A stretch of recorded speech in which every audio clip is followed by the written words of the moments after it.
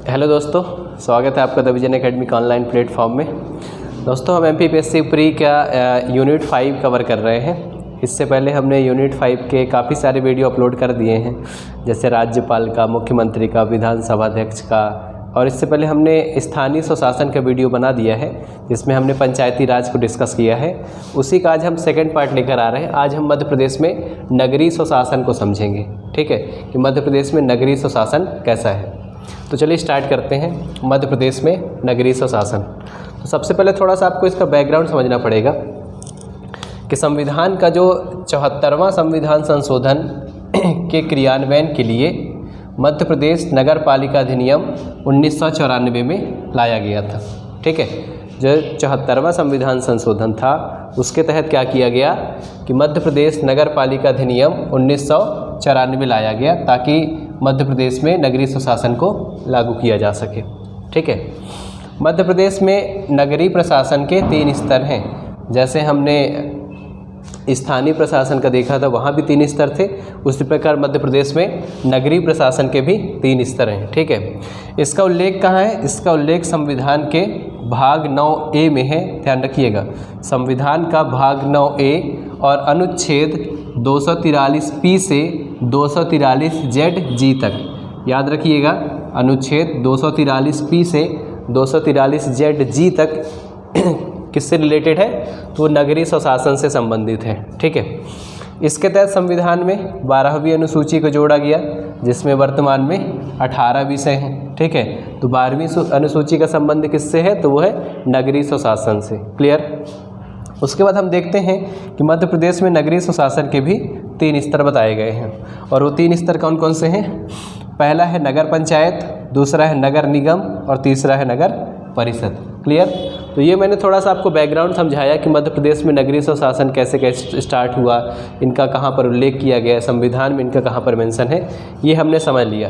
अब हम इनको टॉपिक वाइज समझेंगे कि नगर पंचायत क्या होती है, कितनी जनसंख्या होनी चाहिए, नगर निगम कैसे बनते हैं, नगर परिषद का क्या क्राइटेरिया होना चाहिए। तो चलिए स्टार्ट करते हैं। सबसे पहले देखते हैं नगर पंचायत, ठीक है। तो नगर पंचायत उन क्षेत्रों में बनाया जाता है जो ग्राम से नगर की ओर संक्रमित हो रहे होते हैं। मतलब जो गांव से धीरे धीरे नगर की ओर संक्रमित हो रहे होते हैं, उन जगहों पर नगर पंचायत बनाया जाता है। इसके लिए आधार क्या है? इसके लिए जनसंख्या आधार बनाई गई है, और जनसंख्या यह कितनी होनी चाहिए?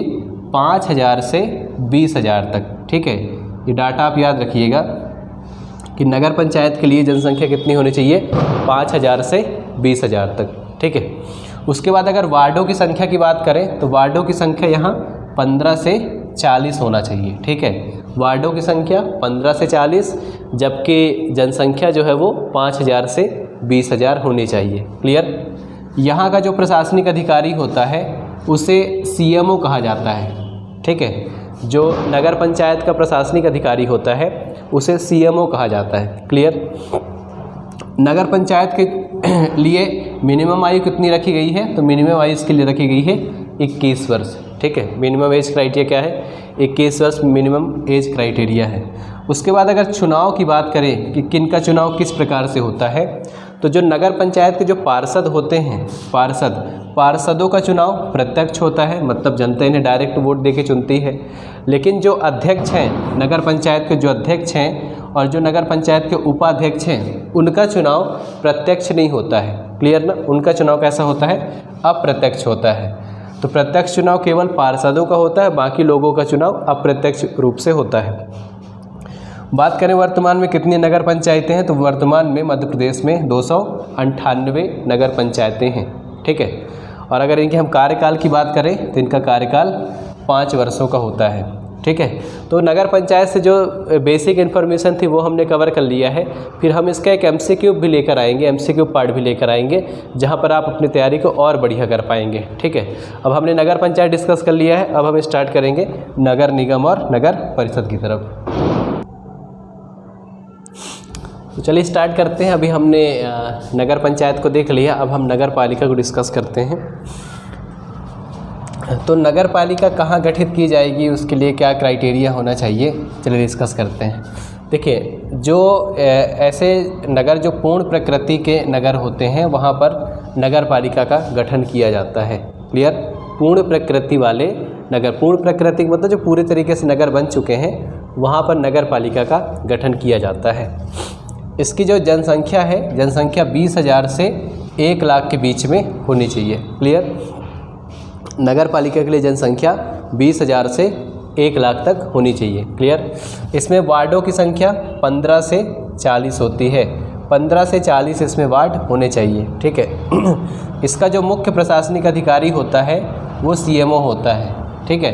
नगर पंचायत में भी सीएमओ होता है और नगर पालिका में भी सीएमओ होता है। ठीक। इनका कार्यकाल सामान्य तौर पे 5 वर्षों का होता है। ठीक है। और माह में कम से कम 1 बैठक होना ज़रूरी है। ठीक। अगर हम एज की बात करें तो न्यूनतम एज कितनी निर्धारित की गई है? 21 साल। क्लियर? अब ये बड़ा इंटरेस्टिंग है कि जो पार्षदों का चुनाव है, पार्षदों का चुनाव जो है वो प्रत्यक्ष विधि से होता है, जबकि अध्यक्ष और उपाध्यक्ष का चुनाव जो है वो अप्रत्यक्ष विधि से होता है। इसको भी आप थोड़ा ध्यान रखिएगा कि किनका चुनाव किस मेथड से होता है। ठीक है। तो पार्षदों का चुनाव प्रत्यक्ष विधि से, जबकि अध्यक्ष और उपाध्यक्ष का चुनाव अप्रत्यक्ष विधि से होता है। ठीक। अगर हम इसके इतिहास की बात कर लें तो 1864 में पहली बार जबलपुर में नगर पालिका का गठन किया गया था। तो मध्य प्रदेश की पहली नगर पालिका कहाँ बनाई गई थी? जबलपुर में बनाई गई थी और 1864 में बनाई गई थी। इसके अलावा इसमें 4 सदस्य जो है वो मनोनीत किए जाते हैं। ये भी ध्यान रखिएगा कि कितने सदस्य मनोनीत किए जाते हैं नगर पालिका में, तो 4 सदस्य मनोनीत किए जाते हैं। ठीक है। और अगर हम बात करें वर्तमान में, तो वर्तमान में 99 नगर पालिकाएँ हैं मध्य प्रदेश में। ठीक है। तो चलिए एक बार रिकॉल कर लेते हैं। जनसंख्या 20,000 से 1 लाख होनी चाहिए नगर पालिका के लिए। इसके अलावा जो वार्डों की संख्या 15 से 40 होनी चाहिए। यहाँ का जो मुख्य अधिकारी होता है उसे सीएमओ कहते हैं। ठीक है। इनका कार्यकाल 5 वर्षों का होता है। माह में कम से कम 1 बैठक होना ज़रूरी है। इसके अलावा एज की बात करें तो नगर पालिका के सदस्यों के लिए एज कितनी निर्धारित की गई है? 21 साल। यहाँ के जो पार्षद होते हैं उनका चुनाव प्रत्यक्ष विधि से होता है, जबकि जो अध्यक्ष और उपाध्यक्ष है उनका चुनाव अप्रत्यक्ष विधि से होता है। ठीक है। 1864 में पहली बार जबलपुर में नगर पालिका बनाई गई। इसके अलावा इसमें 4 सदस्य मनोनीत होते हैं, जबकि मध्य प्रदेश में वर्तमान में कुल 99 नगर पालिकाएँ हैं। ठीक है। आई होप नगर पालिका आपको यहाँ तक बढ़िया समझ में आ गया होगा। अगला टॉपिक हमारा नगर निगम। नगर निगम को समझते हैं। देखिए, नगरीय प्रशासन का ये शीर्षस्थ निकाय है। क्लियर ना? मतलब नगरीय प्रशासन में सबसे ऊपर कौन है? तो वो नगर निगम है। क्लियर? यहाँ की आबादी कितनी होनी चाहिए? तो आबादी यहाँ की 1 लाख से ज़्यादा होनी चाहिए। ठीक है। 1 लाख से ज़्यादा की आबादी पर नगर निगम बनाए जाते हैं। यहाँ पर वार्डों की संख्या 40 से 70 होनी चाहिए। ठीक है। वार्डों की संख्या ध्यान रखिएगा, वार्डों की संख्या 40 से 70 होनी चाहिए। और इनका कार्यकाल 5 वर्षों का होता है। नगर निगम है, उनका कार्यकाल 5 सालों का होता है। इसके अलावा जो पार्षदों का चुनाव है वो प्रत्यक्ष विधि से होता है, जबकि यहाँ पर महापौर बनाए जाते हैं और महापौर का चुनाव भी प्रत्यक्ष विधि से होता है। ठीक है। तो यहाँ पर पार्षदों का चुनाव भी प्रत्यक्ष विधि से होता है और महापौर का चुनाव भी प्रत्यक्ष विधि से होता है। इसके अलावा यहाँ के प्रशासनिक अधिकारी को आयुक्त कहा जाता है। क्लियर? यहाँ के जो प्रशासनिक अधिकारी होते हैं उन्हें आयुक्त कहा जाता है, जबकि इससे पहले जो हमने पढ़ा था वहाँ के प्रशासनिक अधिकारी को सीएमओ कहा जाता था। ठीक है। इसमें 6 विशेषज्ञ सदस्य भी होते हैं। नगर निगम में 6 विशेषज्ञ सदस्य भी होते हैं। इनके लिए जो न्यूनतम आयु रखी गई है वो 25 रखी गई है। ठीक है। नगर निगम के लिए न्यूनतम आयु 25 साल रखी गई है। इसके अलावा अगर बात करें कि वर्तमान में कुल कितने नगर निगम हैं, तो वर्तमान में कुल 17 नगर निगम हैं। क्लियर? आप ये भी याद रखिएगा कि नगर निगमों की संख्या कितनी है वर्तमान समय में? 17 नगर निगम मध्य प्रदेश में हैं। ठीक है। तो अभी हमने नगर पालिका, नगर पंचायत और नगर निगम को समझ लिया है। अब इनसे जो इम्पॉर्टेंट आर्टिकल हैं वो भी हम समझेंगे। ध्यान से देखिएगा, ये आर्टिकल डायरेक्ट एग्ज़ाम में पूछ लिए जाते हैं, तो आप इनको थोड़ा ठीक से पढ़िएगा ताकि आपको याद हो जाए यहीं क्लास में ही। देखिए, नगरीय प्रशासन के प्रमुख अनुच्छेद। तो सबसे पहले आता है 243P। 243P में इनकी परिभाषा बताई गई है। ठीक है। नगरीय प्रशासन की परिभाषा बताई गई है 243 में। तो आप यहाँ P से परिभाषा डायरेक्ट आप कनेक्ट कर लीजिएगा कि P फॉर परिभाषा हो जाएगी, जिससे आपको याद हो जाएगा। ठीक है। उसके बाद 243 क्यू में नगर पालिका के गठन का प्रावधान है। ठीक है। तो 243 P में परिभाषा है, जबकि 243 क्यू में गठन है। क्लियर। उसके बाद 243 आर में इसकी संरचना बताई गई है। क्लियर। तो 243 आर में नगर पालिका की संरचना बताई गई है, नगरीय प्रशासन की संरचना।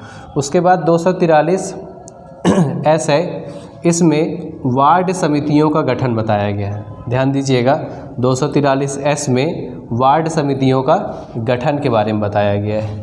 ठीक है। तो यहाँ आप एस से समिति को कनेक्ट कर सकते हैं, एस फॉर समिति हो जाएगा, तो यहाँ से आपको याद हो जाएगा। उसके बाद 243 टी में सीटों का आरक्षण है। तो यहाँ पर टी और यहाँ पर सीट, तो यहाँ पर टा साउंड आ रहा है, तो आप इन दोनों को भी कनेक्ट कर सकते हैं कि सीटों का आरक्षण मतलब टा मीन्स क्या हो जाएगा, टी हो जाएगा। ठीक है। उसके बाद 243 यू में इनके कार्यकाल के बारे में बताया गया है कि नगरीय प्रशासन का कार्यकाल कितने साल का होगा, वो 243 यू में बताया गया। इसके अलावा 243 भी में सदस्यों की अयोग्यताएं बताई गई है। ठीक है, कि कौन कौन से सदस्य इसके लिए अयोग्य होंगे, वो 243 भी में मेंशन किया गया है। उसके बाद 243 डब्लू। ठीक है, डब्लू, तो डब्लू में क्या बताया गया, नगर पालिका की शक्ति बताया गया है। ठीक है, 243 डब्लू में नगर पालिका की शक्ति है। चलिए एक बार और रिपीट कर लेते हैं। 243 पी में परिभाषा है, क्यू में नगर पालिका का गठन है, 243 आर में संरचना है, जबकि 243 एस फॉर समिति, वार्ड समितियों का गठन है। उसके बाद 243 टी में क्या हो जाएगा, सीटों का आरक्षण है।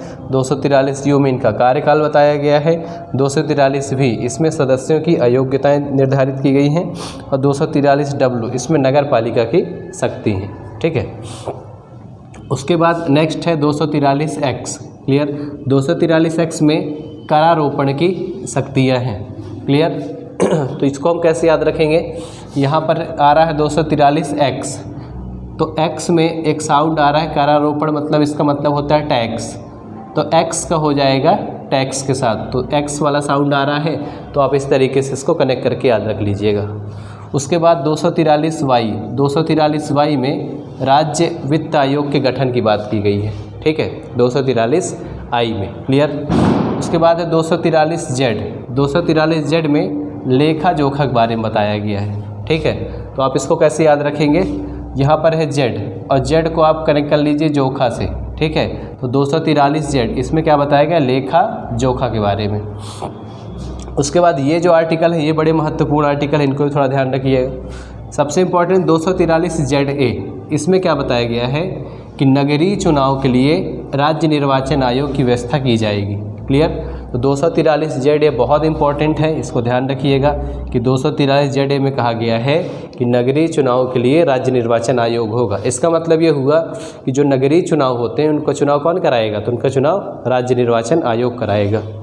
उसके बाद 243 जेड बी है, इसमें संघ क्षेत्र में लागू होना, जो भारत के संघ क्षेत्र हैं उनमें नगरीय प्रशासन कैसे लागू होगा, ये 243 जेड बी में बताया गया है। उसके बाद 243 जेड सी, कुछ क्षेत्रों में लागू ना होना, ऐसे कौन कौन से क्षेत्र होंगे जहां नगरीय प्रशासन लागू नहीं होगा, ये 243 जेड सी में बताया गया है।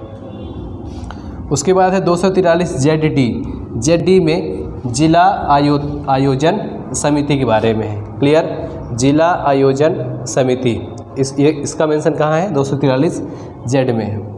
नेक्स्ट है 243 जेड ई, इसमें महानगरीय आयोजन समिति के बारे में बताया गया है।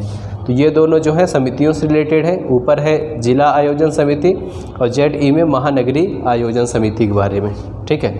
उसके बाद है 243 जेड एफ, इसमें विद्यमान विधियों एवं नगर पालिकाओं का बना रहना, ये बताया गया है। विद्यमान विधियों एवं नगर पालिकाओं को बना रहना 243 जेड एफ में मेंशन है। और लास्ट है दोस्तों 243 जेड जी, इसमें न्यायालय के हस्तक्षेप पर रोक लगाने की बात की गई है। क्लियर। तो इस तरीके से हमने नगरीय स्वशासन के जो महत्वपूर्ण आर्टिकल थे उनको हमने कवर किया है। क्लियर? आप इनको एक दो बार देख लीजिएगा तो आपको धीरे धीरे याद हो जाएंगे। थोड़ा सा हम ट्रिकी वे भी इस्तेमाल कर रहे हैं ताकि आर्टिकल हमें डायरेक्ट याद हो सकें, ठीक है।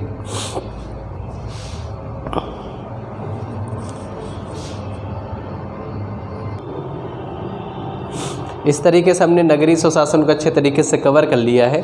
अगर आपको ये हमारी MPPSC प्री यूनिट 5 की सीरीज़ पसंद आ रही है तो वीडियो को ज़रूर लाइक करें, और अगर आप चैनल पर पहली बार हैं तो इसे सब्सक्राइब जरूर करें और अपने दोस्तों के साथ भी शेयर करें। Thank you.